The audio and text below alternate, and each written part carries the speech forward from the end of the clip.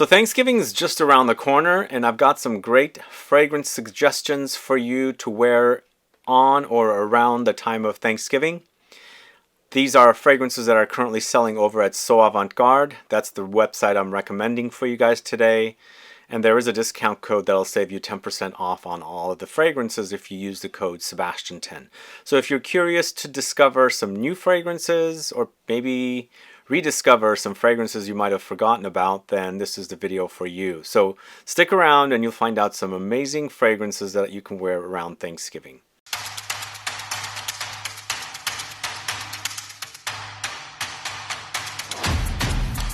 Thanks so much for tuning in. I'm Sebastian. I'm talking about some fragrances you can wear in or around Thanksgiving. It is around the corner. It's going to be here very soon. And you know, it's one of my favorite times of the year, around Thanksgiving, where the weather is chilly enough. You can wear these nice warm fragrances. You can pull out like ambers and intense spicy warm fragrance experiences, and I've got some really great ones here going in multiple different directions. These are fragrances that are currently selling over at So Avant Garde. I have it linked in the info box, and I do videos about So Avant Garde here and there, and today I'm recommending these fragrances to be discovered over on their website. So Sebastian10 is the discount code. You can use that to purchase these fragrances or some other fragrances. Not all the fragrances are available at the discounted price, but just check around and see. But let's go ahead and get started with the list of 10 fragrances that I recommend you wear around Thanksgiving or on Thanksgiving, because of course we would love to smell great when we go visit family, and these fragrances will smell great on you, and I'm sure people will recognize how great they are when you come close to your families. But the first fragrance I'm going to talk to you about is from the house of Atelier d'Azur. It's Blue Madeleine, this one right here. So Blue Madeleine launched earlier this year, and between the two fragrances it launched with, I prefer Blue Madeleine. It's got kind of gourmand notes, but also tea notes.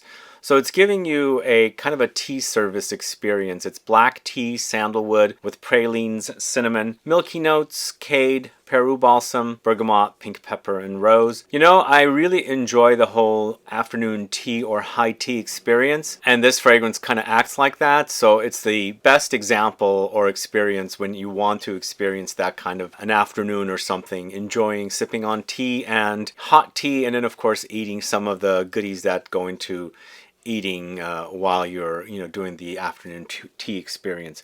If you haven't tried this one, I highly recommend you try it. Let's quickly go ahead and smell.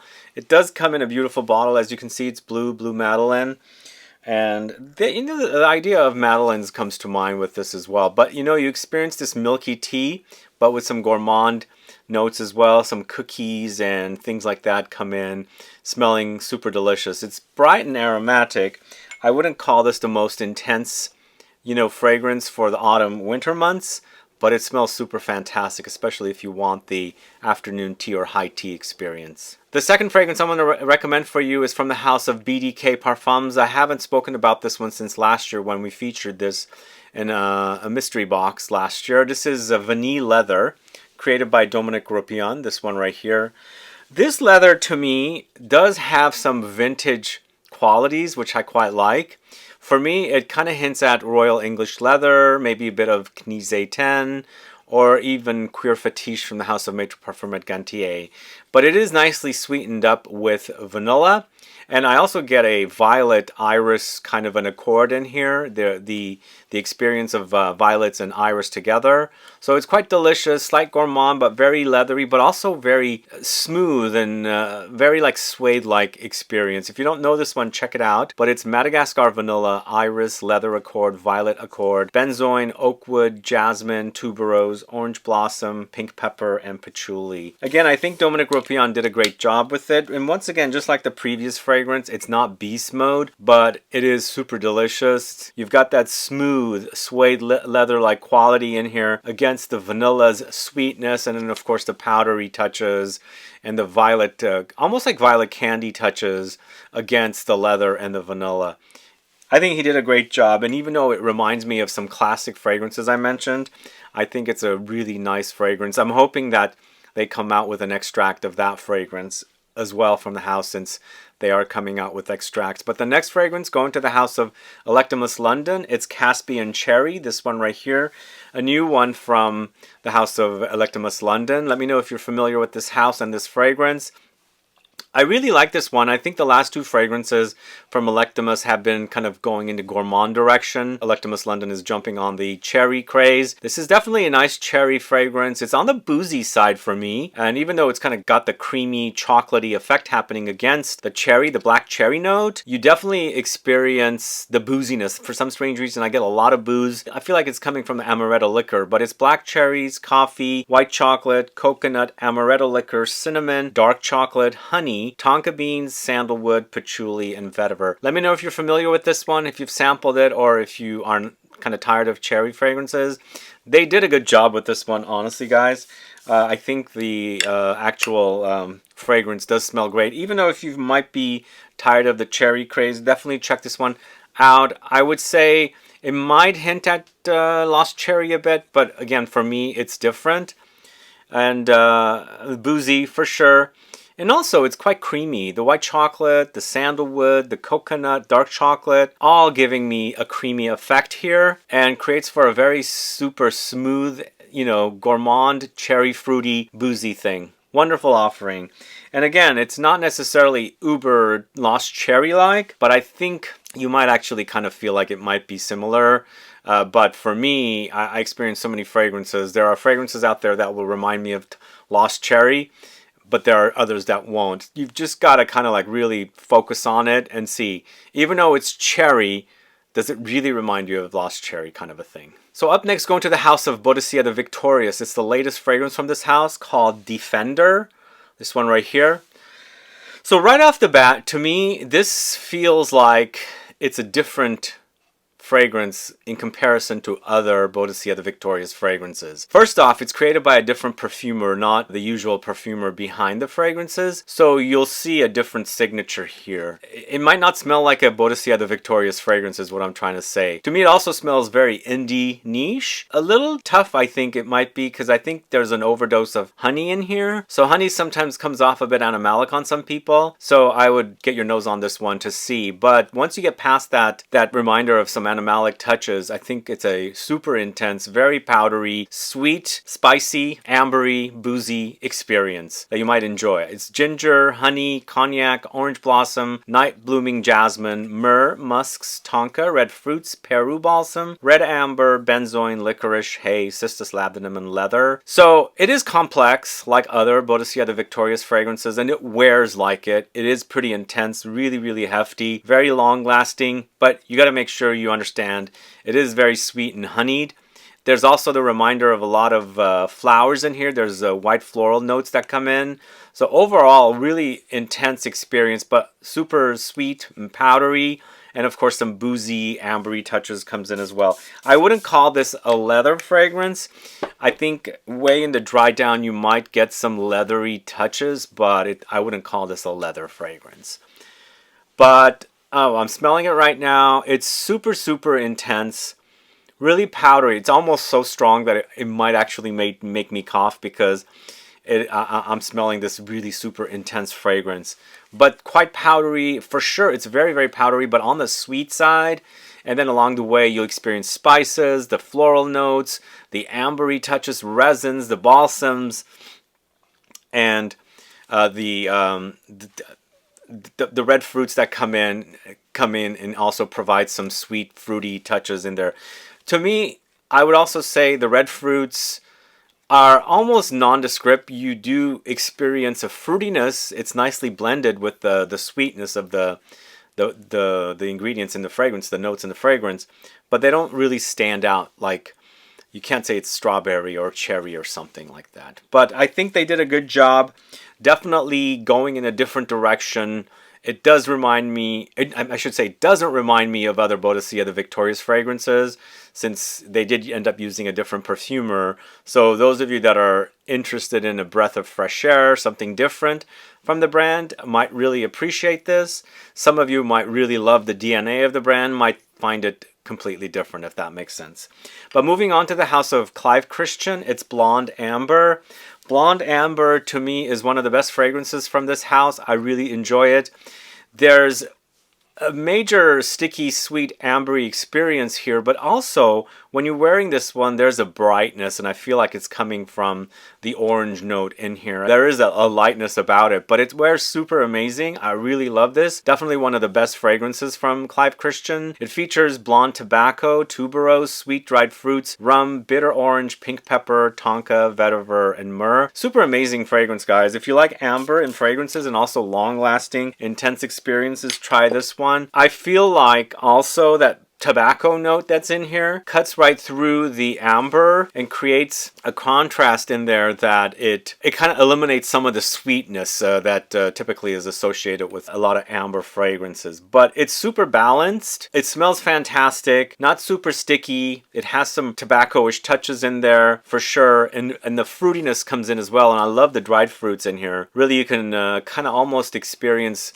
apricots, maybe some prunes, and nectarines, or peaches or something, but on the dry side, and it kind of balances out the experience. But of course, that orange note that's in here even further brightens up everything that's in here. Super amazing. I think this is a really fantastic fragrance from this house, Blonde Amber from the house of Clive Christian. Then we're moving to the house of Goldfield and Banks. It's the latest. It's Mystic Bliss. This is the fig fragrance from this house, kind of fruity, green, also woody experience, creamy, woody touches that are in here with the fragrance. And definitely they've done a great job with this one. Not my all-time favorite from the house, but I think if you like a fig fragrance, definitely try this one.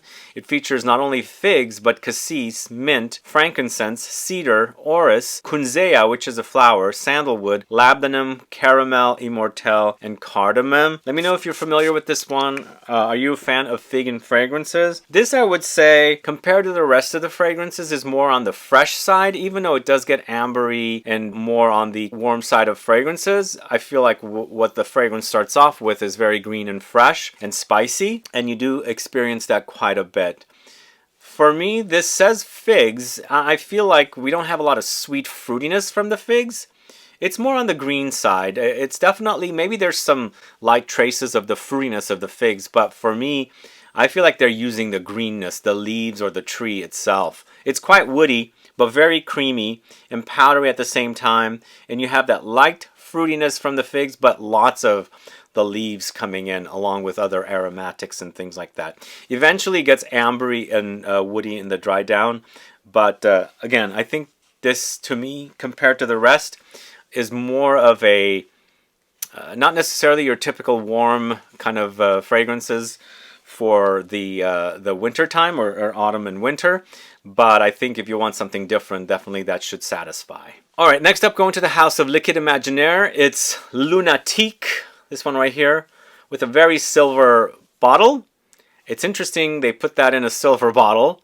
To me, I smell silver. Does that make sense? Do you guys ever get that? Is it subconscious? Literally do get this kind of minerally silver metallic but leather combo of notes. Lunatique is the latest fragrance from Liquid Imaginaire, and this is a very underrated house, guys. You guys definitely, if you want to discover fragrances that are not your common, more popular fragrances, I highly recommend you try the fragrances of this house. This features notes of blackcurrant, sandalwood, juniper berries, Sichuan pepper, frankincense, tonka beans, leather, musk, cyclamen, marigold, iris, oud, pears, and pink pepper. There's a lot of frankincense in here and also pink pepper, so it's quite spicy and smoky. But it's the juniper berries that come in here with some other notes that's creating a bit of a minerally metallic experience. But in the end, it settles down to an oudy leather, slight bit Middle Eastern, but definitely very wearable. I would say also it's not as warm as the first fragrances I spoke about up until the Goldfield and Banks Mystic Bliss. So it's kind of in that vein. It doesn't get too warm, but there's warmth under there for sure. But it does have that metallic minerally touch and smoky incensey touch as well. Let's go ahead and smell. Yeah, it's quite peppery for sure and leathery. And there's a smokiness and a powdery effect in here as well. If you like incense and fragrances with leather and, metallic minerally touches, definitely try Lunatique from the house of Liquid Imaginaire. This is it right here. And the next fragrance is a really awesome fragrance from the house of Parfums d'Ucita. It's Pelagos. It's a bit on the masculine side take on a fragrance from this house, which generally does a lot of more feminine leaning fragrances. And if you like the idea of a aromatic, spicy, fougere-like fragrance, definitely try Pelagos. I think it's a really nicely made fragrance. A job well done is what I was going to say, and definitely I find it super sexy. But Pelagos features notes of bergamot, let's say a cubeba, sea breeze accord, orris butter, white thyme, tonka beans, leather, sandalwood, and patchouli. Again, if you like the idea of Parfums Dusita but you felt the fragrances were a bit on the feminine side and you want something more masculine, I highly recommend this one. I think Pisada of Dusita did a really great job creating something more on the masculine side, a bit on the barbershoppy side, with light traces of marine notes and things like that, but it's super sexy. I highly recommend this. She did such an amazing job with it, and it comes in a most beautiful matte finish black bottle, as you can see, but super bright. I like that it has lots of spices and there's freshness here as well. The sea breeze accord is perfectly balanced. It's not necessarily very marine or fishy. There's enough powdery touches in here and aromatics against, you know, woods, leather, and super sexy patchouli. Wonderful, wonderful creation from Parfums Dusita, Pelagos. Let me know if you're familiar with that one. Up next, going to the house of the Harmonist. This is Sun Force. Are you guys familiar with the Harmonist fragrances? I actually have a full video of I shot in their store in LA. I don't think that store exists anymore, but I first discovered the brand at Barney's and really fell in love with a lot of their fragrances. This is Sun Force. It's more of a bright, honeyed, spicy kind of floral fragrance that's actually really delicious to wear if you haven't discovered it. But it features notes of saffron, Bulgarian rose, cardamom, benzoin, sandalwood, musk, honey, pomelo, incense. Let me know if you're familiar with Harmonist, and I do have some videos on the channel on the house. Go catch those. Really a wonderful offering here from this house. You definitely pick up cardamom. There's lots of it, and you also pick up incensey, smoky touches in there. It's sweetened up with honey, and of course it's got that creamy sandalwood under there. Really nicely done. Really great fragrance, and once again, it's not super warm. I feel like this one can be more, you know, all year round. It's super, you know, it's spicy and aromatic, and of course woody on its dry down as well. So Sun Force from the house of the Harmonist. And the last fragrance I'm going to talk to you about is from the house of Oud. The house of Oud. It's Dear Karma. One of their more latest ones. Dear right there and Karma here. Really love the bottles of these fragrances, by the way. What do you guys think? They're really beautifully done. This is a latest fragrance from this house, and it's mostly a leather fragrance. So it's got lots of leather along with saffron. So saffron also creates a leathery experience in fragrances, more on the aromatic, spicy side. But along the way, there's resins, there's incense, sweetened up a bit with sugary brulee, and then of course rose, ambergris, patchouli, vetiver, musk, and neroli comes in as well. Definitely a really great leather fragrance, a rosy leather, but powdery and also resinous. It's nicely sweetened up with that sugary brulee, or it's like a creme brulee like sweetness in there, but I wouldn't call this super sweet. It's not a gourmand for sure. It acts more like a Middle Eastern fragrance. Feels like there's a bit of oud in there, but it's more about the leather and saffron along with rose and patchouli, and with all the notes combined together, it's giving me a bit of oudi vibe. So it screams a bit Middle Eastern for sure. If you like the idea of Middle Eastern style fragrances, especially leathery, saffrony, rosy, and things like that, this will satisfy Dear Karma from the house of Oud. And that's the last fragrance for you guys. Remember, it's Sebastian 10 over at So Avant-Garde. Go ahead and take advantage of that code if you're looking for a brand new fragrance to wear around Thanksgiving. But let me know your thoughts on these fragrances. Are you a fan? Is there something else that you're digging that you might be wearing for Thanksgiving? Do let me know. Put a comment down below. Otherwise, please like this video. Please share it. Follow me on Instagram and Facebook. And I'll be back with more videos very soon. Have a good one. Goodbye.